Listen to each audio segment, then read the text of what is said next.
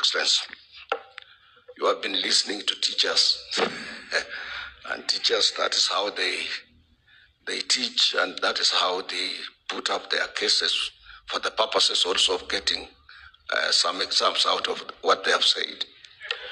Indeed, it is true. I listened to Professor Chege very carefully. I think amongst Kenyan workers, I happen to have been to every city in the world. Some have seen them developing. Indeed, it is true that we were ahead of China. The first Chinese to see a lift, that was in 1963 when the ambassador was presenting his papers in the old Jogo House to our founding father, President Mzee Jomo Kenyatta. So when the Chinese saw the lift here in Kenya, Nairobi, it's historical. And where sometimes I disagree with the professors is that when you want to develop, you must have wide consensus, consult. If you do that here, you will be bogged down. Today, Your Excellency, see the game changer in affordable housing. When you are flying to Kisumu, you will see this is not the Kisumu we used to know. And I want to thank Professor Anyang' Nyong'o.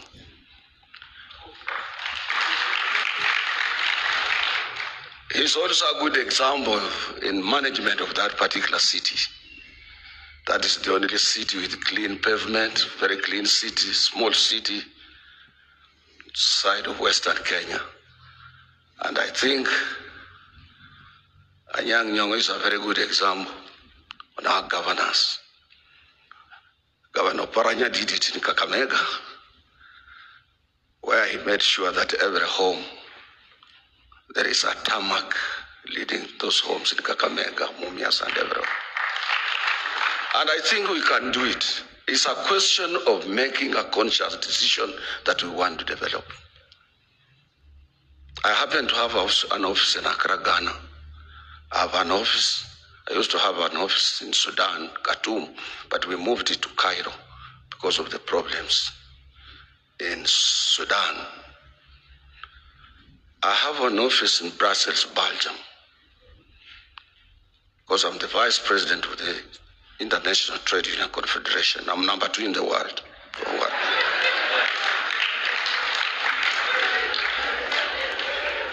I have an office in New Delhi because I coordinate Asia and Africa at international level in the world of work. I have 2 offices in Geneva because I'm the president of Global Industrial Oversight on issues related to industrial relations. China, Asia started like a joke. That was Japan. They moved to South Korea. South Korea got its independence in 1957 together with Ghana. See where South Korea is and where Ghana is. And sometimes, Your Excellency, people have opposed to this. But there must be something wrong, and I want the researchers to carry it out by themselves. Maybe the DNA associated with us on this continent is a DNA pegged to poverty. Because an African would like to, if you say no, I would ask you, Professor, to show me your own personal monthly budget. An African operates without a budget. Or any plan at all. I'm saying so because if you are serious,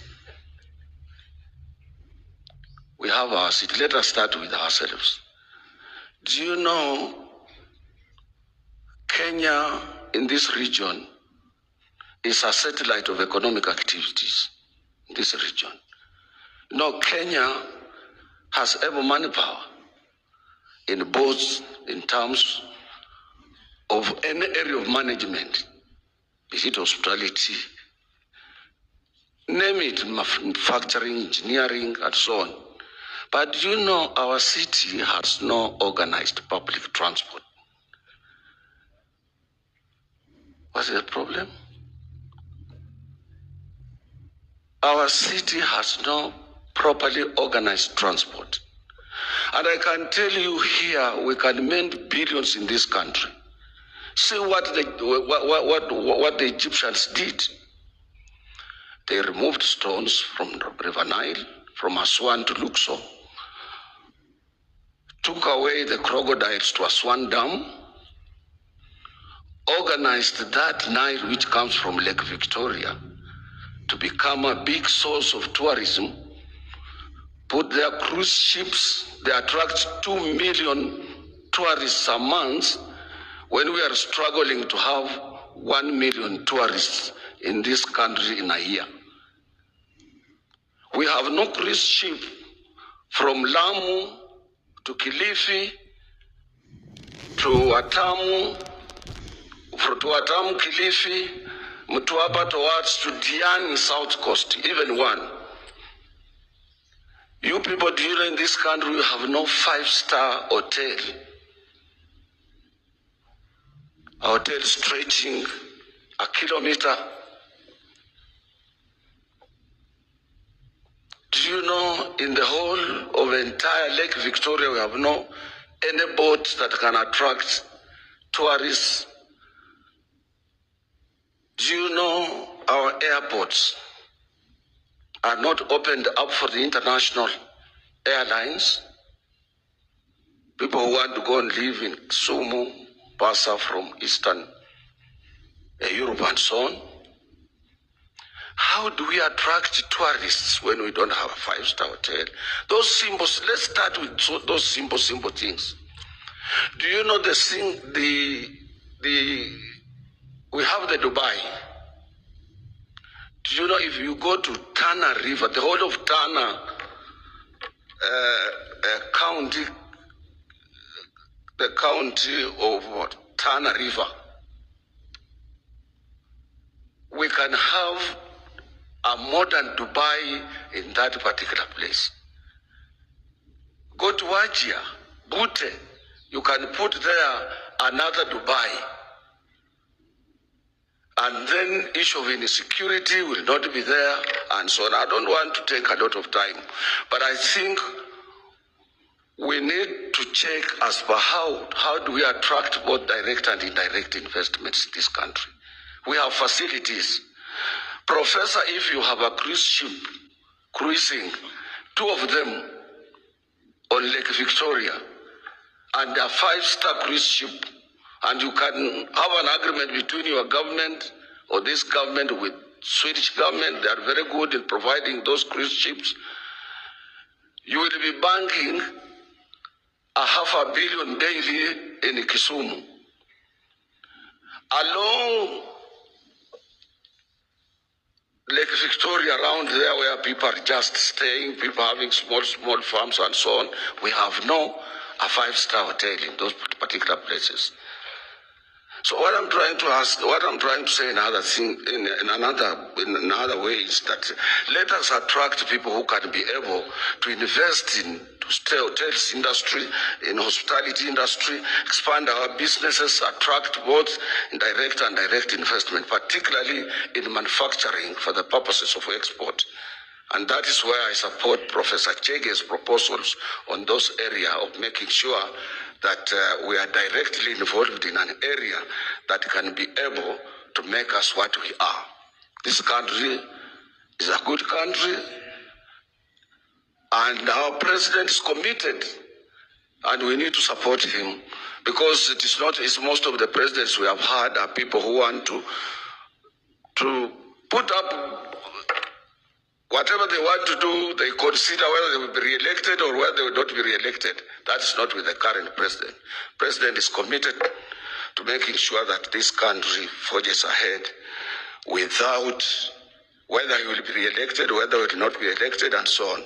So I want you people to use this opportunity and to have our Chamber of Commerce supported to make sure that it joins other chambers of commerce and see what they are doing there, invite those people who would like to invest in this country to come and invest in Kenya and create wealth for our people. But that paper to make this country a first nation is a wonderful paper if it is really put into practice and implemented as it is being proposed for us now. Next time when we have such a gathering, I think we should be reporting on where we want to go and where we are coming from. We have taken a lot of time in this country politicking.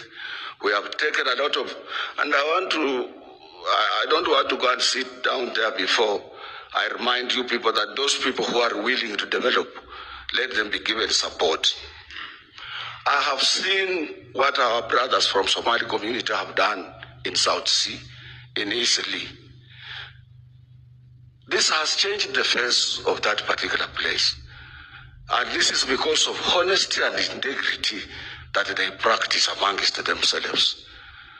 So, Mr. President, I would urge you to continue supporting particularly this area that is clear to us that if we are committed to develop this country, we can be able to commit to develop this country, expand our opportunities, and create more employment for our young men and women. Let me end there by saying we must support the proposals that have come out of this important paper prepared by Professor Anyang' Nyong'o for this country. But let us start by making sure that those small things that we are lacking are done. I did some years back suggest to the Minister for Transport. At that particular time, we had a young man called Kitungo as PS in transport as PS. I told him, if we want to make Kenya bigger, let's move out of Jomo Kenyatta Airport and have a bigger space where we can have a modern airport and build a better airport in a place that we have a proper space than the current Jomo Kenyatta Airport. Because if you look, those countries that have developed, they have a bigger airport that can accommodate more space and attract more airlines than what we are having currently right now. So, Your Excellency, the President, I urge us to continue having this subject, knowing very well that we have not so far done very well as expected. I want to end there by thanking Professor Anyang' Nyong'o's team and ask them to continue making sure that we move forward. Thank you, Your Excellency.